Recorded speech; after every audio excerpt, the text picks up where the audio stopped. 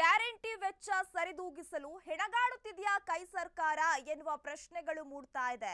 ಅಂಗನವಾಡಿ ಶಿಕ್ಷಕರ ಮೇಲೆ ಆರ್ಥಿಕ ಹೊರೆ ಹಾಕ್ತಾ ಇದೆಯಾ ಕಾಂಗ್ರೆಸ್ ಸರ್ಕಾರ?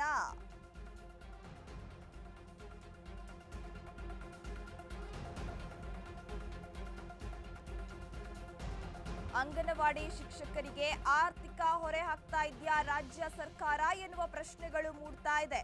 ಅಂಗನವಾಡಿ ಮಕ್ಕಳಿಗೆ ಹಾಗೂ ಗರ್ಭಿಣಿಯರಿಗೆ ಮತ್ತು ಬಾಣಂತಿಯರಿಗೆ ಉಚಿತ ಮೊಟ್ಟೆಯನ್ನ ಕೊಡ್ತಿರುವ ಸರ್ಕಾರ, ಆದ್ರೆ ಸೃಷ್ಟಿ ಯೋಜನೆ ಅಡಿ ಹಾಗೂ ಮಾತೃಪೂರ್ಣ ಯೋಜನೆ ಅಡಿ ಹಾಗೂ ಸಮಗ್ರ ಶಿಶು ಪೋಷಣೆ ಅಡಿಯಲ್ಲಿ ಮೊಟ್ಟೆಯನ್ನ ಕೊಡ್ತಾ ಇದೆ ರಾಜ್ಯ ಸರ್ಕಾರ.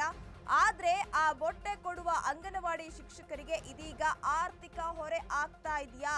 ಪ್ರಸ್ತುತ ಅಂಗಡಿಗಳಲ್ಲಿ ಒಂದು ಮೊಟ್ಟೆಯ ಬೆಲೆ 7 ರೂಪಾಯಿ ಮೇಲಿದೆ.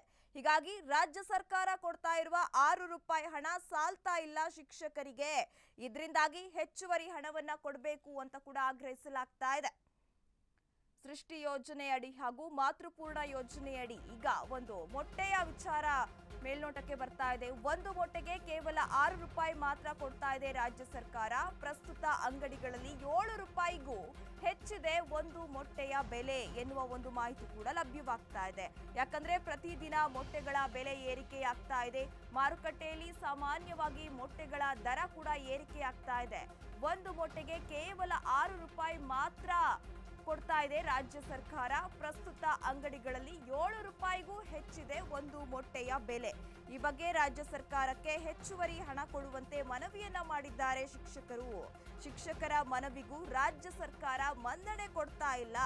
ಇದರಿಂದಾಗಿ ಶಿಕ್ಷಕರು ಹಾಗೂ ರಾಜ್ಯ ಸರ್ಕಾರದ ವಿರುದ್ಧ ಆಕ್ರೋಶವನ್ನ ಹೊರಹಾಕ್ತಾ ಇದ್ದಾರೆ. ಇನ್ನು ರಾಜ್ಯ ಸರ್ಕಾರ ಅಜಿಂ ಪ್ರೇಮ್ಜಿ ಫೌಂಡೇಶನ್ ಜೊತೆ ಸೇರಿ ಶಾಲಾ ಮಕ್ಕಳಿಗೆ ವಾರದಲ್ಲಿ 5 ದಿನ ಮೊಟ್ಟೆಯನ್ನ ಕೊಡ್ತಾ ಇದೆ. ಇದರಿಂದಾಗಿ ಮಾರುಕಟ್ಟೆಯಲ್ಲಿ ಸಾಮಾನ್ಯವಾಗಿ ಮೊಟ್ಟೆಗಳ ದರ ಏರಿಕೆಯಾಗಿದೆ. ಆದರೆ ರಾಜ್ಯ ಸರ್ಕಾರ ಇವೆಲ್ಲ ಗಮನಕ್ಕೆ ಬಂದರೂ ಕೂಡ ಯಾಕೆ ಸುಮ್ಮನೆ ಇದೆ, ಕಣ್ಣು ಮುಚ್ಚಿ ಕೂತಿದೆ ಅಂತ ಹೇಳಿ ಇದೀಗ ಶಿಕ್ಷಕರು ಆಕ್ರೋಶವನ್ನ ವ್ಯಕ್ತಪಡಿಸ್ತಾ ಇರುವಂತದ್ದು.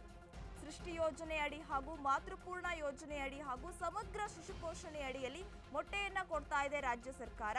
ಆದ್ರೆ ಈ ಮೊಟ್ಟೆ ಕೊಡುವ ಅಂಗನವಾಡಿ ಶಿಕ್ಷಕರಿಗೆ ಇದೀಗ ಆರ್ಥಿಕ ಹೊಣೆ ಆಗ್ತಾ ಇದೆ. ಯಾಕಂದ್ರೆ ಪ್ರತಿದಿನ ಮೊಟ್ಟೆಗಳ ಬೆಲೆ ಏರಿಕೆ ಆಗ್ತಾ ಇದೆ. ಜೊತೆಗೆ ಈಗಾಗಲೇ ಒಂದು ಮೊಟ್ಟೆಗೆ ರಾಜ್ಯ ಸರ್ಕಾರ ಕೇವಲ 6 ರೂಪಾಯಿ ಮಾತ್ರ ಕೊಡ್ತಾ ಇದೆ. ಪ್ರಸ್ತುತ ಅಂಗಡಿಗಳಲ್ಲಿ ಒಂದು ಮೊಟ್ಟೆಯ ಬೆಲೆ 7 ರೂಪಾಯಿ ಮೇಲಿದೆ. ಹೀಗಾಗಿ ರಾಜ್ಯ ಸರ್ಕಾರ ಕೊಡ್ತಾ ಇರುವ 6 ರೂಪಾಯಿ ಹಣ ಸಾಲ್ತಾ ಇಲ್ಲ ಶಿಕ್ಷಕರಿಗೆ. ಇದರಿಂದಾಗಿ ಹೆಚ್ಚುವರಿ ಹಣವನ್ನ ಕೇಳ್ತಾ ಇದ್ದಾರೆ.